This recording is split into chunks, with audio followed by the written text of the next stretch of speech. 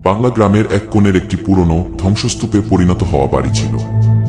গায়ের লোকেরা বলতো ওই বাড়ির কাছে সন্ধ্যার পর যেতে মানা, কারণ সেখানে রাতে একটি রহস্যময়ী নারী আত্মা বিচরণ করে।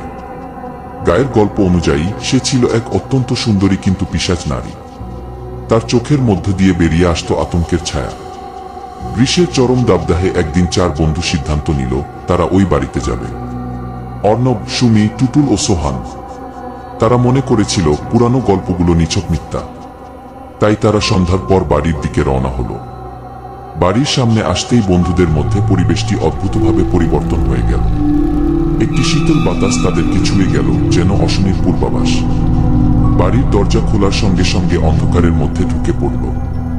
জিম ধরে আসা ভাঙাচোরা দেয়াল, মাটির উপর জমে থাকা ধুলো আর বাতাসের সঙ্গে মিশে থাকা বিষাক্ত গন্ধ।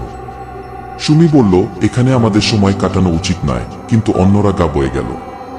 তারা তাদের ফোনের টর্চলাইট জ্বালিয়ে বাড়ির ভেতরে প্রবেশ করল। হঠাৎ সোহান বলল, শুনছো? মনে হয় কেউ আমাদের ডাকছে। চারজনেই স্থির হয়ে গেল। সত্যি তাদের কানে আসছিল নারী কণ্ঠের সুর। সেই কণ্ঠ ভেসে আসছিল কোথা থেকে? তারা নিঃশব্দে হাঁটতে লাগলো। একসময় তারা যে ঘরে ঢুকলো সেখানে একটি আয়না ছিল। আয়নার মধ্যে এক নারীর চেহারা দেখা যাচ্ছে, কিন্তু সে ছিল অদ্ভুতভাবে বিবর্ণ এবং ভয়াবহ।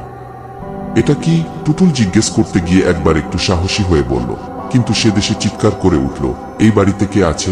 সঙ্গে সঙ্গে জলজল চোখ নিয়ে আলোচনার জন্য প্রস্তুত গ্রুপের মধ্যে চাপাকাটি শুরু হলো। হঠাৎ অর্ণব এক ধাক্কায় আয়নায় তার প্রতিচ্ছবিকে দেখে আঁতকে উঠল।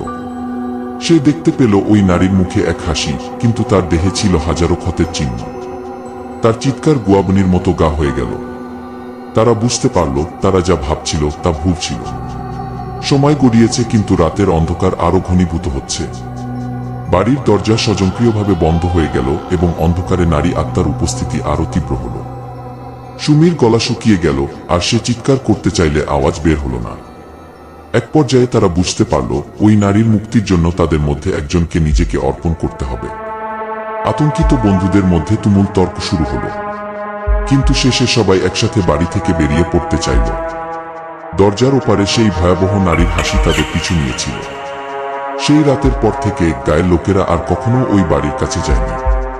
আর যে চারজন বন্ধু গেছিল তারা কক্ষপথ থেকে হারিয়ে গেছে, যেন তারা কখনো ছিলই না।